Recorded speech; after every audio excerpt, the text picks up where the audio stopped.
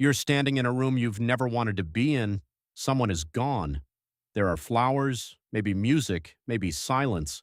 You know exactly what to do because someone taught you the script without ever saying a word. But here's the strange part. The script is older than language, older than cities, older than almost everything you'd call civilization.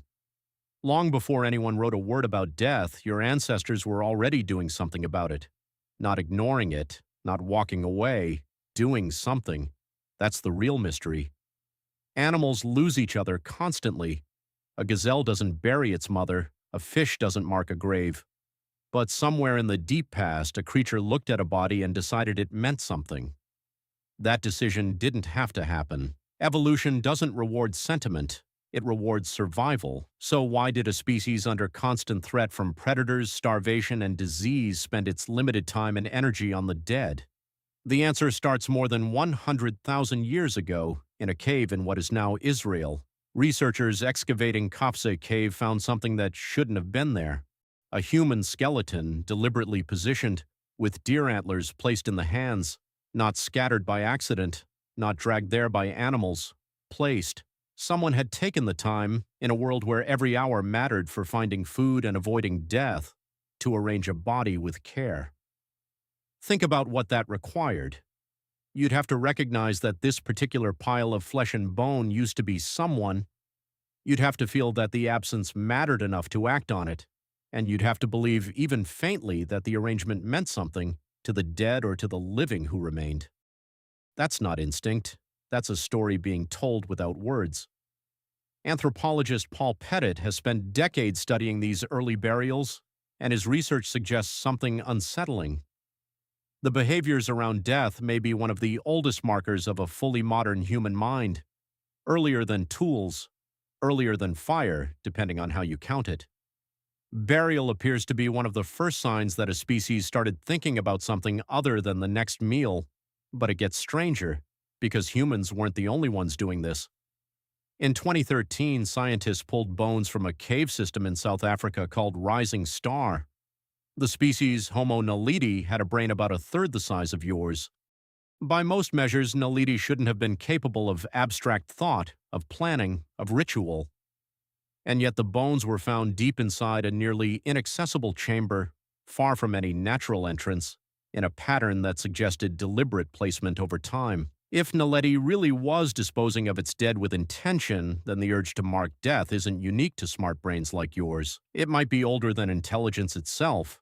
It might be something closer to a fundamental response to loss, something that exists beneath thought, not above it. Not every researcher agrees. Some scientists have pushed back hard on the Naledi interpretation, arguing that natural processes, water flow, sediment shifts, scavenging animals, could explain how the bones ended up clustered the way they did, without any deliberate ritual at all.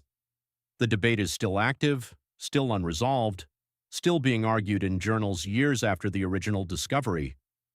But notice what the argument is actually about. Nobody is debating whether a small-brained hominin could carry a body through a pitch-black, nearly impassable cave system. They're debating why. The physical feat itself is no longer in question, only the motive is. That alone should unsettle you a little. The line you draw between creature that merely reacts and creature that mourns turns out to be far blurrier and far older than most people assume. Why would that be useful for survival? Here's where it gets practical. A body left in the open attracts predators. It attracts disease.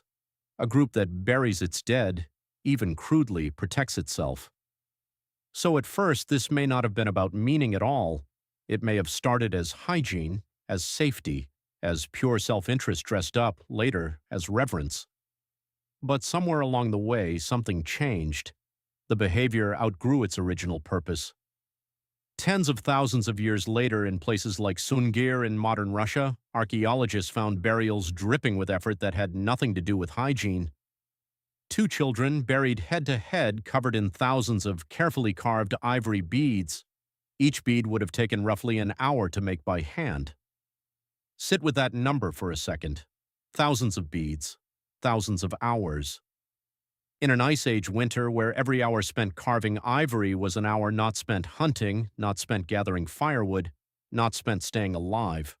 That's not survival math. That's grief, translated into labor. A community deciding that these two lives were worth thousands of hours of collective work after they had already ended. No predator was deterred by an ivory bead. No disease was stopped by a carved pendant. The only thing thousands of beads can do is mean something. This is the moment the story shifts. Death stopped being a problem to manage. It became a meaning to assign. And once meaning enters the picture, the practices start to multiply in ways that have nothing to do with practicality at all. Some burials from this era include red ochre. And that's where this story pauses.